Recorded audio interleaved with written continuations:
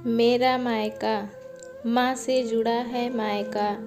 माँ के न होने का सूनापन, पिता का अकेलापन और उनका बेटी का इंतज़ार कैसे नहीं देख पाई मैं। बच्चों की गर्मियों की छुट्टियां लगे अभी 2 दिन ही हुए थे। सुबह सुबह पापा का कॉल आ गया। बोले, बेटा कब आओगी? मैंने अनमने मन से बोल दिया, पापा कुछ पक्का नहीं है। राकेश टूर पर गए हैं, उनके आने के बाद देखती हूँ। पापा की आवाज़ रुआन सी हो गई। बोले, बेटा तुम्हारी माँ नहीं है तो क्या हुआ? तुम्हारा मायका तो है और मैं तो हूँ। राकेश से बात करो और जल्दी आ जाओ। मैंने कहा, जी पापा। इसके आगे कुछ बोल ही नहीं पाई। जब तक माँ थी उनसे रोज़ फ़ोन पर ढेरों बातें करती थी। साल में एक बार गर्मी की छुट्टियों में मैं पूरे 10 दिन के लिए मायके जाती थी। वो सुख किसी जन्नत से कम नहीं होता था। बच्चों से ज़्यादा मुझे गर्मी की छुट्टियों का इंतज़ार रहता था, पर जब से माँ गई मेरा मायके जाने का मन ही नहीं करता। ऐसा लगता जैसे मेरा मायका ही ख़त्म हो गया। एक सूनापन, एक खालीपन सा मेरी ज़िंदगी में भर गया था। पापा एकदम शांत स्वभाव के थे और कम बोलते थे,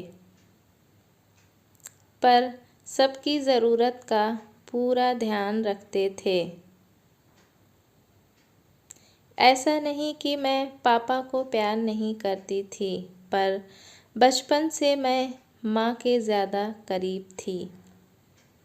या यूँ कहूँ कि वे मेरे दिल के सबसे करीब थीं। अपने सारे सुख दुख एक सहेली की भांति मैं उनसे साझा करती थी। आज सुबह सुबह पापा का कॉल आया तो उन्हें मना नहीं कर पाई। पापा का दिल रखने के लिए राकेश से बोलकर अगले ही हफ्ते के टिकट करवा लिए और पहुंच गई मायके। जैसे ही दरवाजे पर पहुंची, माँ की याद आ गई। ऐसा लगा जैसे वो अभी बाहर निकलकर मुझे गले लगा लेंगी। सोच के आंखें भर आईं, किंतु आज माँ की जगह पापा बाहें फैलाए मेरा इंतज़ार कर रहे थे। सालों बाद पापा को गले लगा के खूब रोई। पापा ने अपने आंसू छुपाते हुए प्यार से मेरे सिर पर हाथ फेरा तो दिल थोड़ा हल्का हो गया। बहुत दिन बाद पापा को देखा। कमज़ोर लग रहे थे। वैसे तो भाई भाभी और पापा सभी मेरा बहुत ध्यान रख रहे थे। बच्चे तो अपने खेल और मस्ती में व्यस्त हो गए थे, पर न जाने क्यों मेरी नज़रें हर पल जैसे माँ को ही ढूंढती थी। आज भी पापा पहले की तरह रोज़ खाने के बाद मेरी पसंदीदा मटका कुल्फ़ी लाना नहीं भूलते थे। भाई भी बच्चों को कभी पार्क, कभी चिड़ियाघर तो कभी बाज़ार घुमाने ले जाती थी। भाभी भी रोज़ मुझसे पूछकर मेरी पसंद का खाना बनाती। सब कुछ पहले की तरह ही था, बस माँ नहीं थी। इस बार मायके में मेरा दिल नहीं लग रहा था। माँ की कमी मुझे बहुत खल रही थी। राकेश को कॉल करके मैंने 2 दिन बाद का टिकट करवा लिया। सब ने मुझे रोकने की बहुत कोशिश की, पर मैं नहीं मानी। आज शाम की ट्रेन से मेरी घर वापसी थी। मैंने सामान पैक करके रख लिया था, बस पापा का इंतज़ार कर रही थी। पापा न जाने सुबह से बिना बताए कहाँ चले गए थे। उनका मोबाइल भी नहीं लग रहा था। मन घबरा रहा था, बिना बताए आखिर गए कहाँ। इधर मेरी ट्रेन का समय भी होता जा रहा था। समझ नहीं आ रहा था कि क्या करूं। तभी पापा का कॉल आया। बोले, गुड़िया तुम लोग स्टेशन पहुंच जाओ, मैं सीधे वहीं पहुंच रहा हूं। हम लोग स्टेशन पहुंच गए।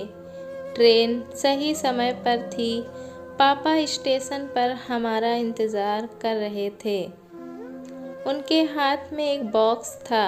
उन्होंने मुझे देते हुए गले लगाया और बोले, इसे ही लेने गया था, इसीलिए देर हो गई, संभाल के रखो। मैंने आश्चर्यचकित होते हुए पूछा, इसमें क्या है? पापा की आंखें भर आई। अपने आंसू पोंछते हुए बोले, तुम्हारी माँ का प्यार। कुछ समझती तभी ट्रेन आ गई। हमें ट्रेन में बैठा के पापा और भाई ने विदा कर दिया। मेरी नज़रों से ओझल होने तक पापा वहीं खड़े हाथ हिलाते रहे। मैं भी एकटक न जाने कब तक बाहर खिड़की से उन लोगों को निहारती रही। तभी बेटे ने आवाज़ दी और मेरे हाथों में एक चिट्ठी थमाते हुए कहा, मम्मी, नाना जी ने ये आपके लिए दिया है। मैंने तुरंत चिट्ठी खोली। मेरी प्यारी गुड़िया रानी, सदा खुश रहो। जब तक तुम्हारी माँ थी, तुम्हारी हर छोटी बड़ी बात का ख्याल वही रखती थी। मैं जानता हूँ कि मैं तुम्हारी माँ की जगह तो नहीं ले सकता, पर उनकी कमी की पूर्ति करने की कोशिश तो कर ही सकता हूँ। आज तुम्हारी माँ होती तो हमेशा की तरह अपने हाथों से तुम्हारे लिए पापड़ अचार बना के साथ भेजती। माँ के हाथ का तो नहीं, पर उसके स्वाद जैसा सब सामान एक दुकानदार से बनवाने की कोशिश की है। उम्मीद है तुम्हें पसंद आएगा। और हाँ बेटा, माँ नहीं है तो क्या हुआ, तुम्हारा मायका और हम तो हैं। पहले की ही तरह तुम्हारा इंतज़ार रहेगा। ढेर सारा प्यार और आशीर्वाद के साथ, तुम्हारे पापा।